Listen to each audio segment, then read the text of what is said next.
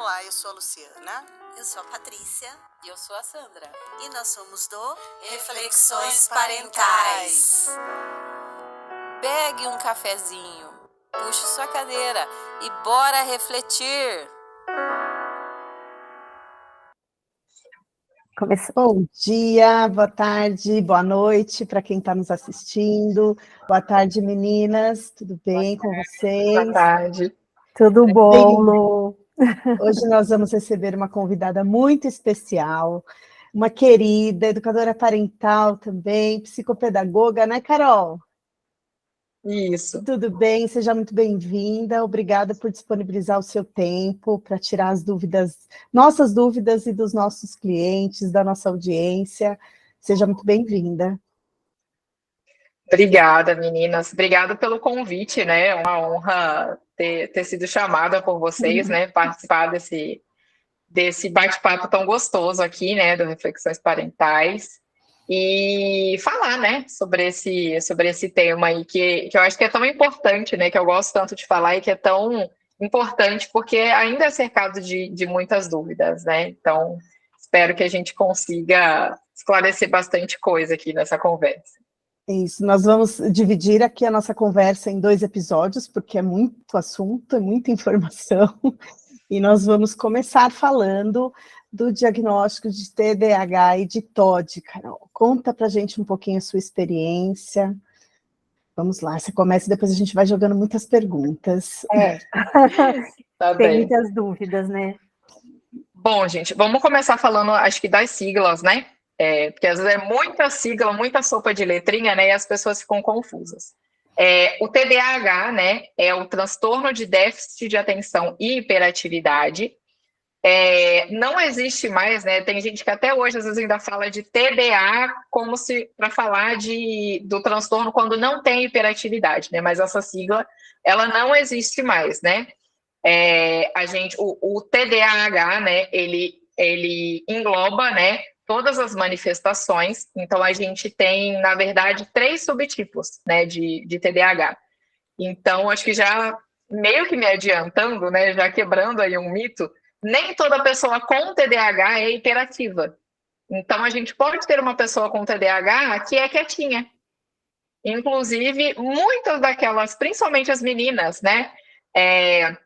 As colegas aí que são professoras, ou se tiver algum professor aí assistindo a gente, né? Muito cuidado com aquelas meninas muito quietinhas, muito boazinhas, que não dão trabalho, mas são muito avoadas, não conseguem terminar as coisas. São umas queridas, umas fofas, mas são ali, parece que vivem no mundo da lua, não conseguem terminar as coisas. Elas podem ter TDAH, né? Porque, como eu falei, a gente tem 3 subtipos. A gente tem esse mais comum, né? Que é o mais típico ali que a gente está acostumado, que é o TDAH, que a gente fala que é combinado, né? Que ele tem tanto sintomas de hiperatividade quanto de desatenção, que corresponde ali a mais ou menos 55% dos casos.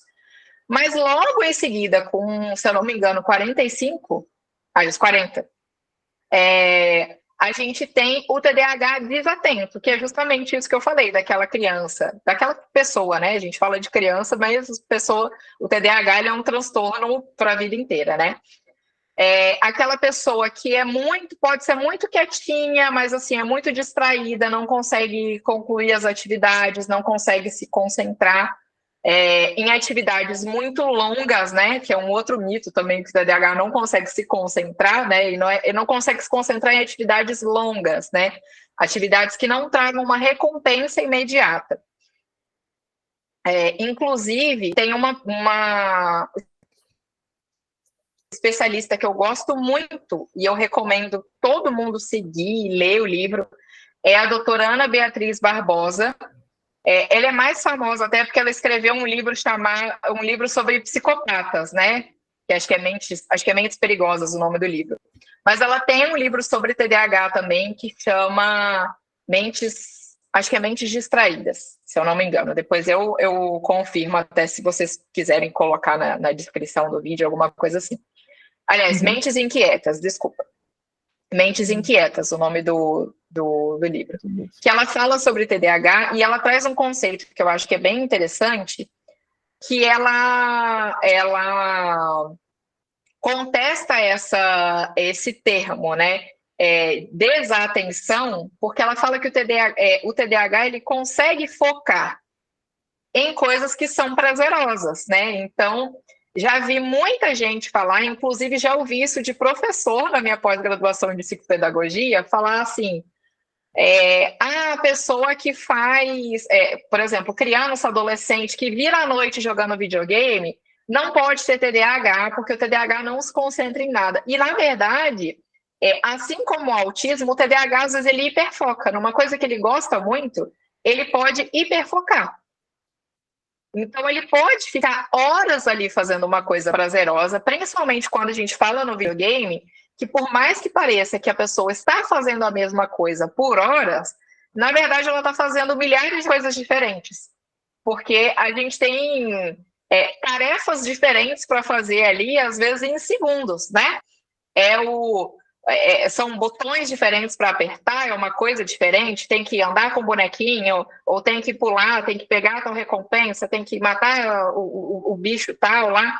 Então, são várias microtarefas para se fazer ali ao longo daquele tempo todo. Que você faz, dá certo ou não dá certo.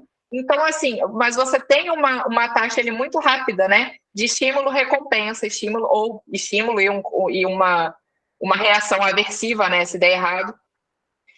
Que é muito diferente, por exemplo, de quando a gente está lendo um livro, que às vezes você tem que ler o capítulo inteiro ali para ter um desenrolar, né? Ou você vai ler um texto muito grande para entender sobre aquele assunto, né? Por exemplo, você vai pegar um artigo, que seja um artigo de revista, tá, gente? Nem estou falando de um artigo científico. Mas para você descobrir o que está naquilo ali, você tem que ler inteiro, né? Ou você assistir uma palestra, assistir um vídeo. Então, atividades mais longas, elas exigem uma concentração muito maior, né? Tanto que a gente vê, às vezes é muito mais fácil. Às vezes a gente maratona série, a gente fica assiste 3, 4 episódios de 1 hora seguidos de uma série, mas a gente não assiste um filme de 2 horas, 2 horas e meia. Porque o filme ele tem um contínuo, a gente tem que assistir o filme inteiro para ele ter um fechamento. A série, ela, por mais que ela tenha ali uma coisa encadeada, justamente para a gente ficar preso ali, ela tem micro fechamentos ali, né? Então, a doutora Ana Beatriz, ela fala muito da questão de uma dificuldade de modulação da atenção.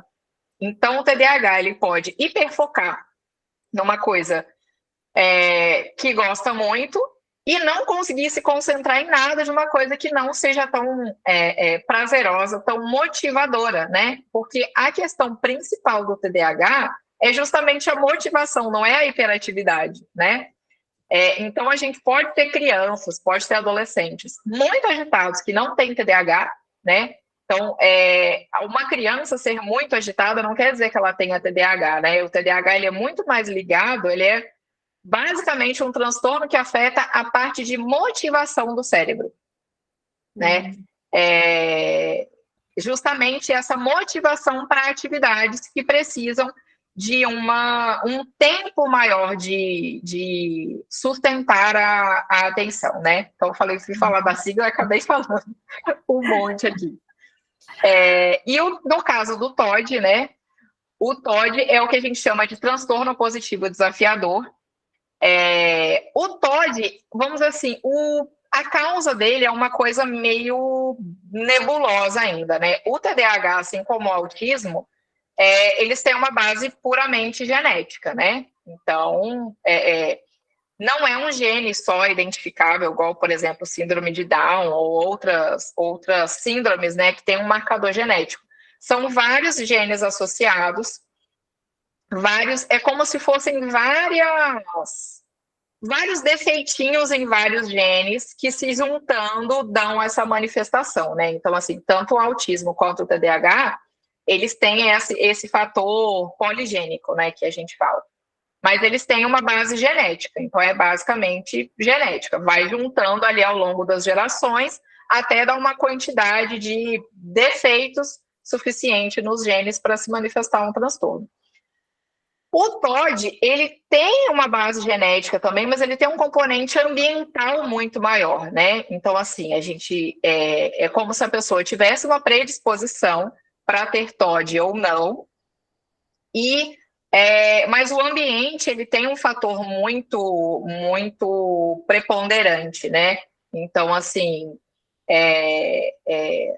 não necessariamente, né, ele não é uma causa totalmente comportamental, então não é falta de limite, não é culpa dos pais, vamos dizer assim, a criança desenvolver o TOD, mas é uma coisa que a gente tem que ter muito cuidado na forma como a gente vai tratar, como a gente vai lidar com essa criança, com esse adolescente, com o TOD, para não piorar o transtorno, né? Então, se a gente ficar batendo de frente, se a gente buscar conflitos, a questão piora. Então, assim, é uma coisa que é um transtorno que é muito sensível, né? A forma como vai tratar, como vai lidar com as questões comportamentais dessa criança.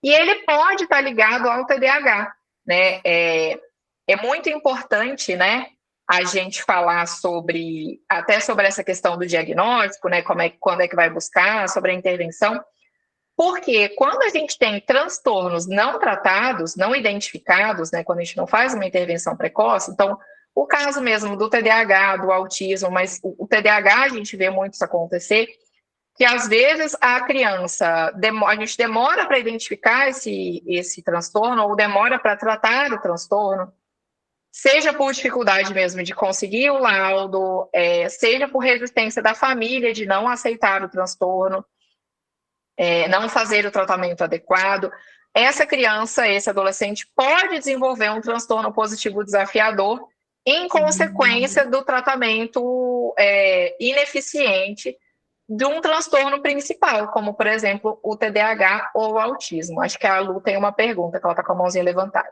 Eu quero te fazer uma pergunta que, na verdade, eu recebi na minha caixinha, se tem alguma idade ideal ou mais fácil para começar uma pesquisa ou para buscar um diagnóstico, se tem uma idade ali que a gente pode imaginar que o diagnóstico seja mais assertivo. Então, não tem uma idade mínima, né? Há uns anos atrás, se falavam, né, tinham muitos médicos, e muitos médicos ainda usam essa base, né, de não dar um diagnóstico antes de 5, 6 anos de idade. Mas o diagnóstico ele pode ser dado antes, não tem uma idade mínima para diagnóstico, às vezes como outros transtornos, né? Por exemplo, se a gente fala, por exemplo, de uma deficiência intelectual, não costuma ter um diagnóstico antes de 4, 5 anos de idade, né? Se fala ali num atraso global de desenvolvimento, mas não dá o nome de deficiência intelectual. Mas o TDAH ele não tem uma idade mínima para ser dado o diagnóstico. O que acontece é que, às vezes, quando a gente tem uma criança muito pequena, às vezes uma criança ali de 3, 4 anos de idade, às vezes fica difícil diferenciar o que pode ser um comportamento típico da idade do que pode ser um desvio, né? Porque a gente vai falar, por exemplo, dos sintomas, né, do TDAH, essa questão de não conseguir se concentrar nas atividades, não conseguir ficar parado, né? Às vezes ficar se remexendo, ficar levantando toda hora e tal. Então, assim, para uma criança pequena que não consegue focar muito numa coisa, não consegue ficar parado numa... É esperado, né, que uma criança pequena seja agitada, né, tenha um foco, tenha o que a gente chama, né, de uma atenção sustentada, um tempo, né, de atenção sustentada curto. Tanto que, né, se tiver alguém assistindo aqui que é professor de educação infantil, cuidador de educação infantil, sabe o rolê que você tem que ficar inventando coisa nova para fazer, tem que estar dando estímulo diferente a cada 5, 10 minutos, porque o tempo, né, de engajamento deles numa atividade é muito curto.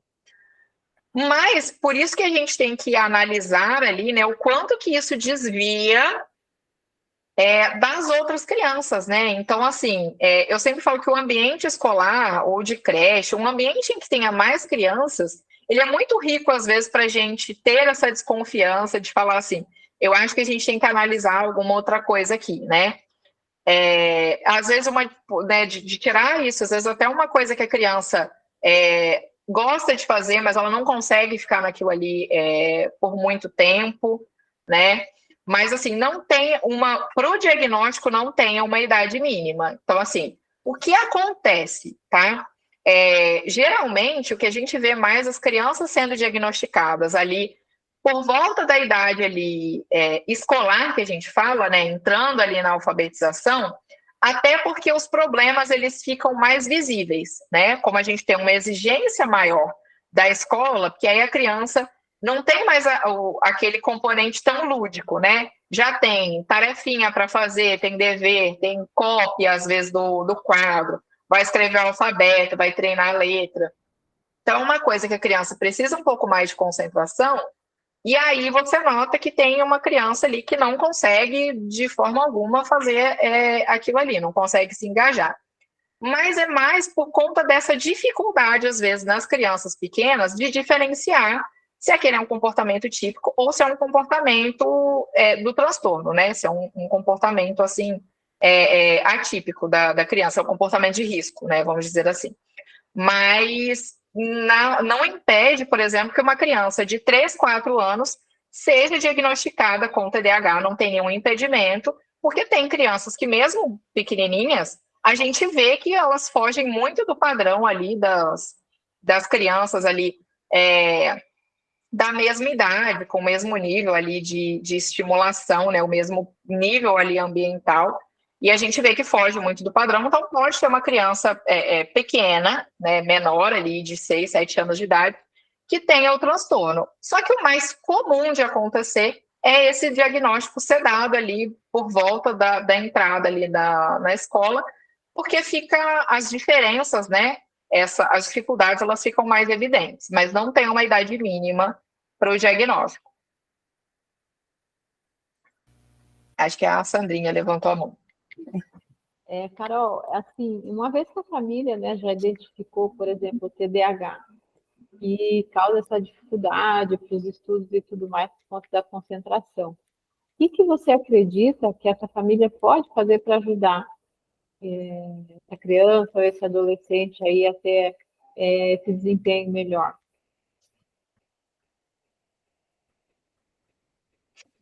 Então, eu acho que o principal, né, é a gente, em primeiro lugar, tratar o transtorno de uma forma adequada, né? Porque não adianta a gente só agir no ambiente se o transtorno não estiver tratado, né? E essa questão do tratamento, a gente tem muita resistência, né? Porque as pessoas têm muita resistência em dar um medicamento indicado para a criança, né? Um dia desses, acho que foi ontem, se eu não me engano, eu estava até conversando com uma colega psicopedagoga também, que tem um filho com TDAH, inclusive, e aí as pessoas sempre ficam, alguém tinha pedido, né, até uma opinião dela, o que você acha do tratamento, o que você acha da Ritalina, que é a medicação mais comum, né, que é indicada pelos médicos para o TDAH, porque é a medicação que é mais acessível, ela tem um custo menor, ela é mais fácil de encontrar, então por isso que ela é mais indicada, né? A gente tem outros medicamentos, mas às vezes são um pouco mais caros, são um pouco mais difíceis de achar, então o pessoal, os médicos receitam Ritalina porque ela é mais acessível, né? E aí, e a pessoa pergunta, o que você acha da Ritalina? Ela, gente, eu acho que é um remédio seguro, se indicado pelo médico, né? E eu brinco, né, que as pessoas acham que o médico vai sair receitando assim um medicamento que age no sistema nervoso central e de uso contínuo, sem perguntar nada, sem examinar direito a criança, né? Você não vai sair com uma receita de Ritalina numa consulta de 15 minutos, né? Então, assim, qualquer diagnóstico, gente, de transtorno de neurodesenvolvimento, seja de TDAH, seja de autismo, é um diagnóstico complexo, que vai levar ali várias consultas.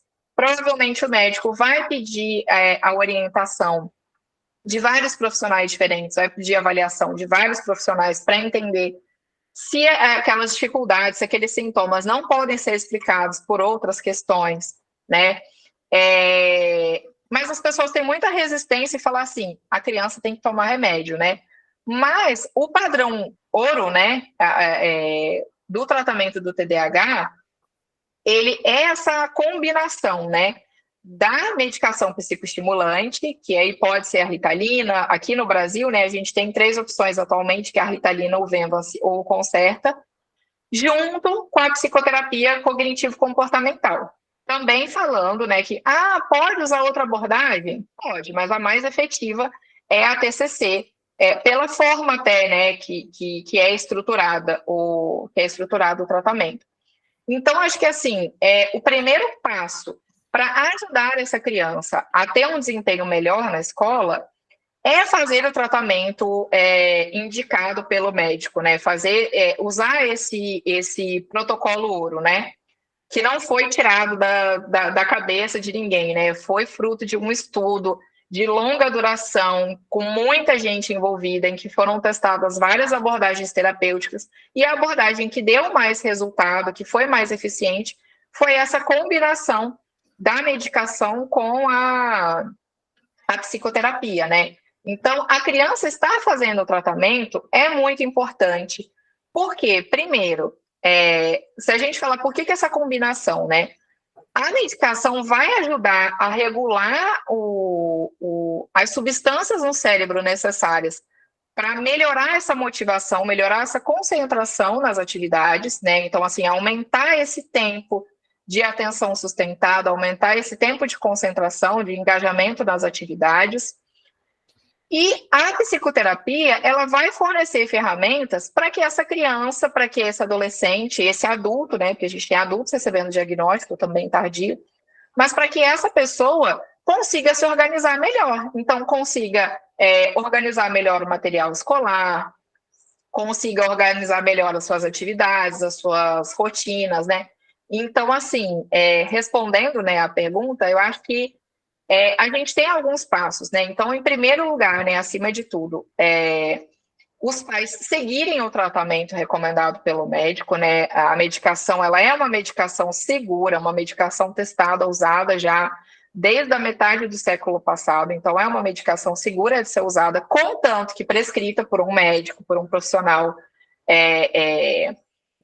um profissional sério, né, que vai ali ajustar a dosagem, né, vai fazer todos os ajustes necessários para ter a dose correta que essa criança vai usar, ajudar, né, na organização ali do dia a dia. Então, eu sempre falo, eu tenho paixão por quadro de rotina, né? Quadro de rotina eu acho que resolve uns 60% dos problemas que a gente tem com as crianças, sejam elas típicas ou atípicas, né? Então, monta um quadro de rotina bem visual, deixa num lugar que a criança passe o tempo todo, para que ela veja, ela mesma ali veja o que ela precisa fazer. Sempre usar, né? Lançar a mão de todos os lembretes possíveis, né? Então, usar a agenda, alarme do celular, né, para regular ali os lembretes, as atividades.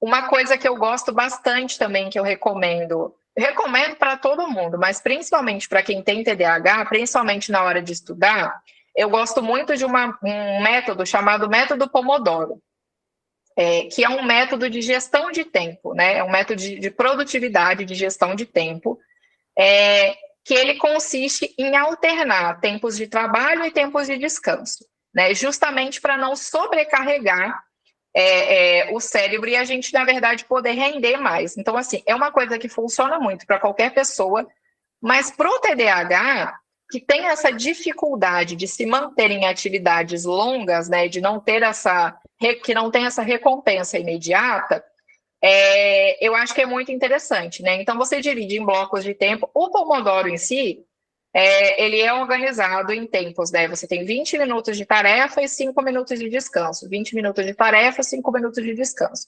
E a cada 4 tempos desses de 20 minutos de tarefa e 5 de descanso, você dá um descanso maior ali, de meia hora, mais ou menos. Então, é um momento que a criança, por exemplo, está estudando para a prova, ou está fazendo um dever de casa, e vai ficar ali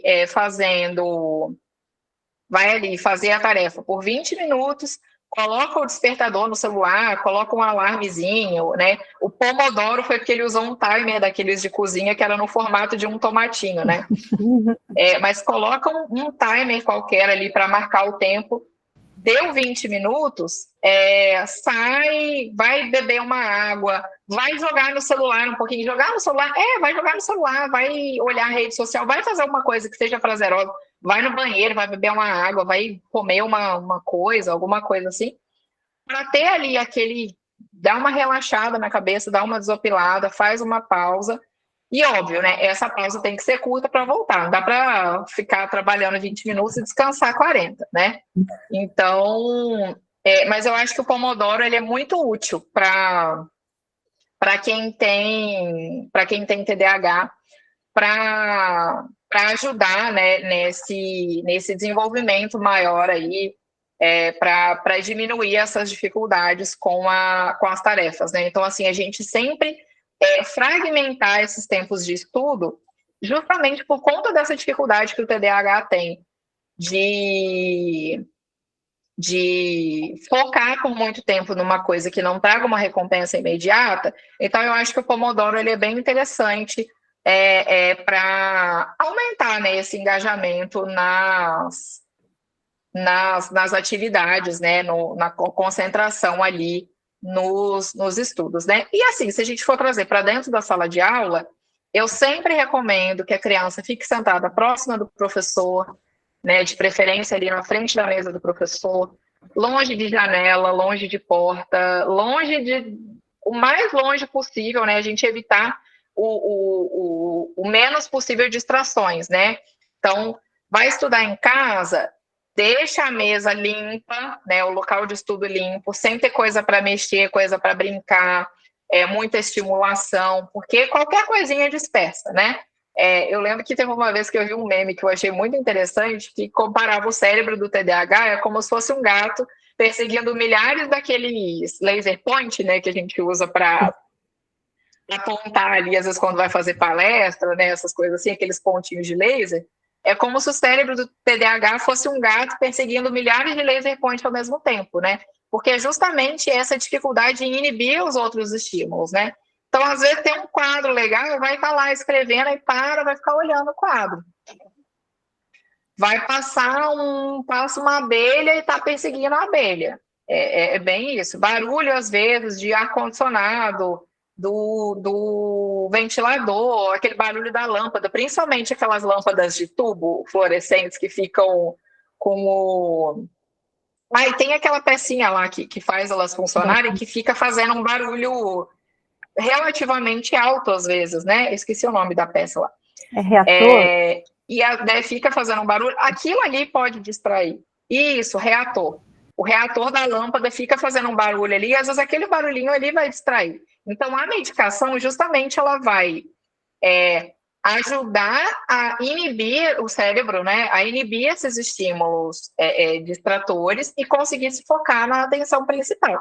Mas a gente também deve fazer o nosso papel, né? Porque eu sempre falo que às vezes a gente reclama que a criança não está prestando atenção, mas a sala de aula, ou o lugar que a criança estuda, é cheio de coisa pendurada, porque a gente tem que deixar a criança feliz no ambiente estimulador, e a gente tá com um monte de estímulo em cima da criança e reclama que ela não está prestando atenção no que ela tem que fazer, né? Então, eu acho que a receita é essa, né? É seguir o tratamento, tentar fragmentar ali os tempos de estudo, né, para melhorar essa questão da motivação, e ter um ambiente ali, né, com menos de distratores possíveis, para, né, onde essa criança está estudando, né. Obrigada, Carol. Eu tenho uma pergunta, Carol. Você, por exemplo, no TOD, né, que é o transtorno opositor desafiador. Então, eu acredito... Opositivo desafiador. Opositivo desafiador.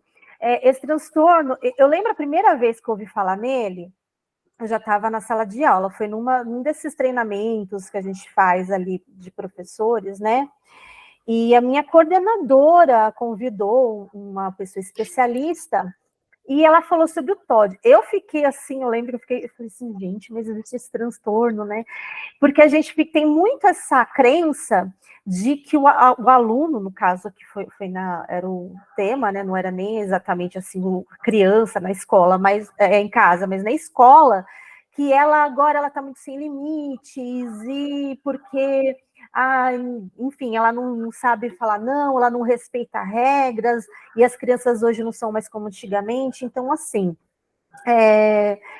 todo esse discurso, né, toda essa fala que tem muito grande, claro, né, a indisciplina, eu acredito que seja um desafio dos professores há muito tempo, né? Mas aí, quando a gente ouviu falar a primeira vez sobre esse transtorno, a gente começou a pensar, como que a gente identifica ali, na sala de aula, que como você falou, tem muito estímulo, tem aquela criança que tem o TDAH, se ela não está se concentrando, se ela não está entendendo o que a professora está falando, que ela está distraída, ela vai começar, enfim, a sei lá, correr pela sala, sei lá, fazer qualquer outra coisa que seja mais interessante, vai atrapalhar a aula. Vai ter também a criança sem limite. Mas como a gente, no meio de tudo isso, consegue identificar o TOD? Tem algum comportamento pode chamar atenção diferenciado para a gente ficar mais atenta? Então, o TOD, na verdade, a gente fala que eu acho que uma coisa que a gente precisa falar, né, que os transtornos, de um modo geral, às vezes eles são meio banalizados, ou a pessoa vem falar que tudo é transtorno, justamente porque às vezes eles têm alguns sintomas que a pessoa fala assim, não, mas isso todo mundo tem, né, isso é falta de educação, não é transtorno. Mas quando a gente fala de transtorno, é um comportamento que é muito agravado, ele é numa medida, numa potência muito maior. Então, por exemplo, quando a gente fala do TOD, não é simplesmente uma criança que tenha problemas com obedecer regras, que tenha atitudes agressivas. É uma criança que não segue regras de forma alguma. E acho que, principalmente, uma criança que está sempre ali batendo de frente com qualquer autoridade que seja, né? Então, é o professor na sala de aula, é o inspetor na hora do intervalo, é o diretor da escola, dentro de casa, né, são os pais. Então, ele sempre tem essa postura de contestação. Então, é independente, e é uma coisa muito, assim, às vezes até, de ir contra qualquer coisa que uma figura de autoridade indique, mesmo que seja uma coisa que ele goste.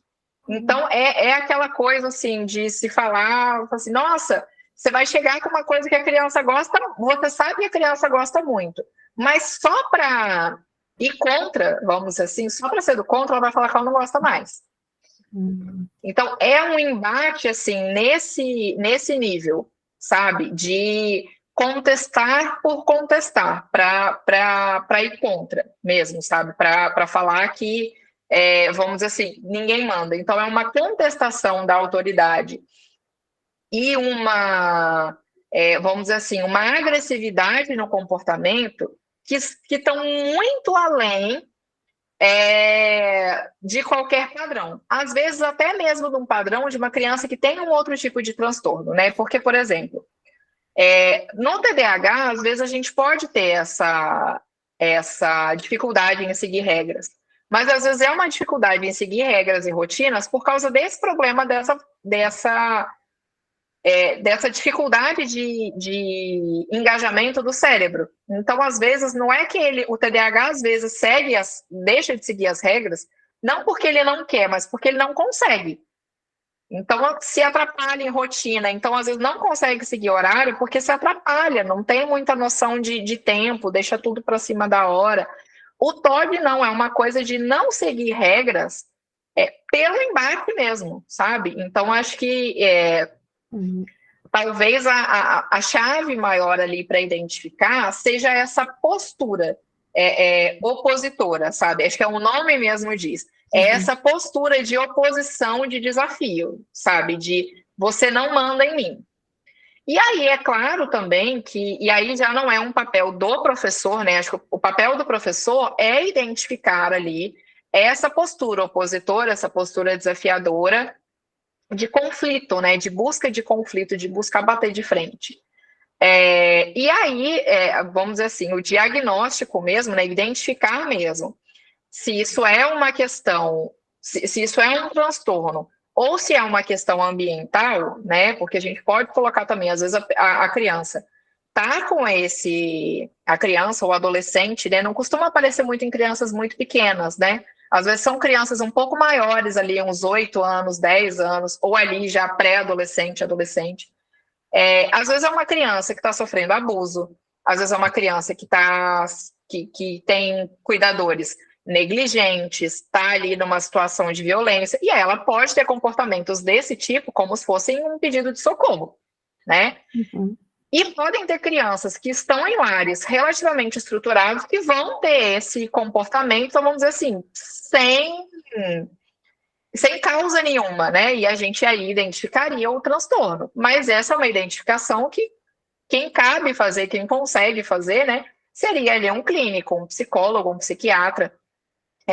Mas acho que, assim, para começar a, vamos dizer assim, levantar uma suspeita se o aluno pode ter TOD ou não, é essa postura de desafio a qualquer custo, a qualquer preço, entendeu?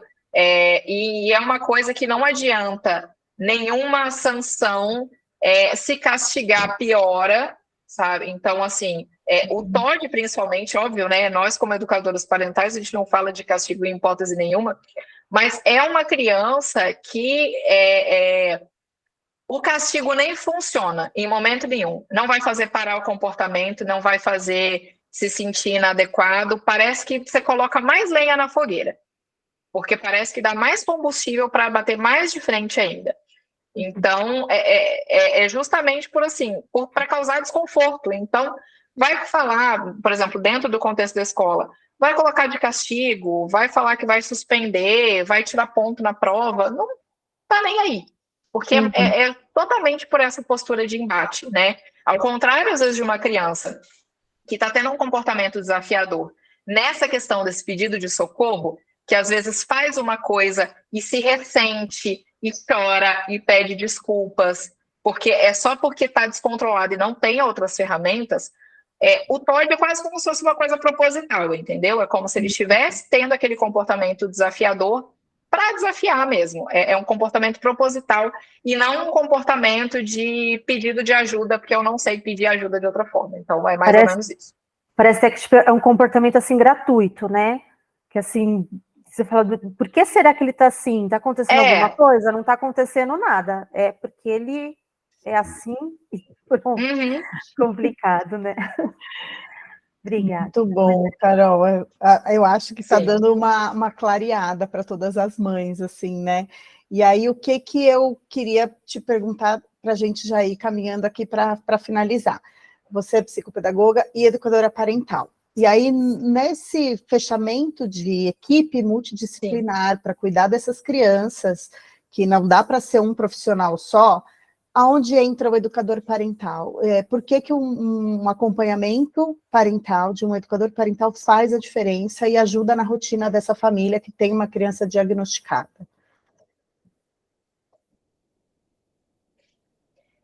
Então, eu acho que é muito, muito interessante, né, essa parte da educação parental, e ano passado eu até fiz um workshop, né, de disciplina positiva para manejo de TDAH.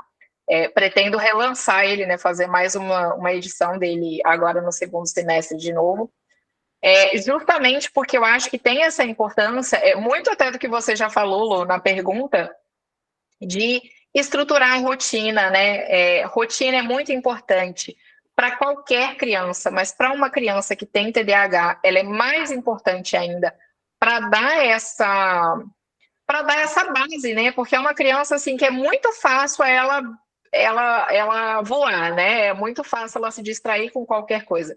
Então, essa rotina estruturada, ela é muito importante, né, para uma criança que tem TDAH. Então, o educador parental, ele vai trabalhar em cima disso, né, fazendo uma rotina que seja ajustada para essa família, que seja benéfica, né? Então, a gente vê tudo, né? A hora que essa criança acorda, quanto tempo ela tem para fazer as tarefas, porque justamente por essa dificuldade, Às vezes a gente precisa demandar mais tempo para fazer uma tarefa simples do que teria para uma criança típica. A gente precisa, vamos dizer assim, dar um tempo maior ali de transição entre as tarefas, justamente para contar com os atrasos. A gente precisa ter uma atenção muito maior com o tempo de tela que essa criança está tendo, para a gente não piorar essa hiperestimulação do cérebro dela, né? Então, acho que o educador parental já atua nessa questão da organização da rotina.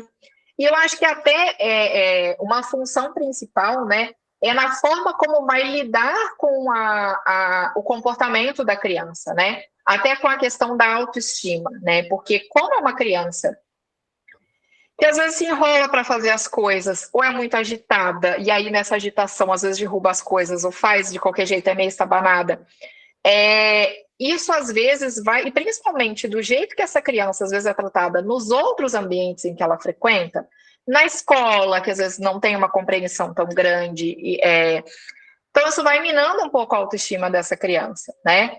Então eu acho que o educador parental, ele entra muito também nessa questão de orientar os pais a como lidar com os erros da criança, né? A gente lidar com os erros de uma forma mais positiva, e não de uma forma que vai fazer essa criança ficar se sentindo inadequada. Na questão de ajudar a criança, né, a buscar soluções, a ela mesmo ir se estruturando, né, de uma forma melhor, né? A gente que trabalha com a disciplina positiva, um dos nossos focos, né, muito grandes é a conquista da autonomia, né, dos nossos filhos. Então, a educação parental, ela vai trabalhar muito nisso, né? Como a gente trabalha justamente com os adultos, né, na forma que o adulto vai lidar com o comportamento da criança, eu acho que traz essa contribuição muito significativa de indicar, né, como é que a gente vai lidar melhor com os desafios, porque se a gente fica brigando com a criança porque ela não consegue cumprir a rotina, porque ela não consegue cumprir os horários, porque ela não está conseguindo... Eu acho que é nessa base, né, que a gente oferece para os pais, para que eles consigam lidar melhor, lidar de forma mais equilibrada com esses desafios que o transtorno traz. Perfeito. Obrigada, Carol. Eu acho que deu para dar uma boa explanada no tema. Vocês têm mais alguma pergunta, meninas? Não, olha, quero agradecer, Carol, por todo esse esclarecimento, porque, de fato, né, tem muita ainda confusão por conta das siglas, por conta, né, dos sintomas, né, não é sintomas a palavra melhor, mas, enfim, que muitas... O diagnóstico, diagnósticos, né, isso, é complicado de fechar, e muitas vezes, né, os adultos que estão ali lidando com essas crianças, sejam os pais, sejam os professores, ficam muitas vezes inseguros de como, se eu estou sendo muito permissivo, será que eu estou sendo muito autoritário, o que eu devo fazer, né? E eu acho que foi muito importante esse esclarecimento, Carol, obrigada, viu? Eu que agradeço a oportunidade aí, né? Que a gente tenha conseguido esclarecer um pouquinho, né? É um tema muito amplo, né? Muito. Conseguir ficar horas aqui falando, né? Mas espero que tenha dado uma esclarecida, né? E quem quiser saber mais sobre o assunto, quem tiver dúvidas, quem estiver precisando de algum aconselhamento também, pode procurar lá no Psicomaternando, pode entrar lá no direct, entrar no post, e vai ser um prazer também dar esse suporte.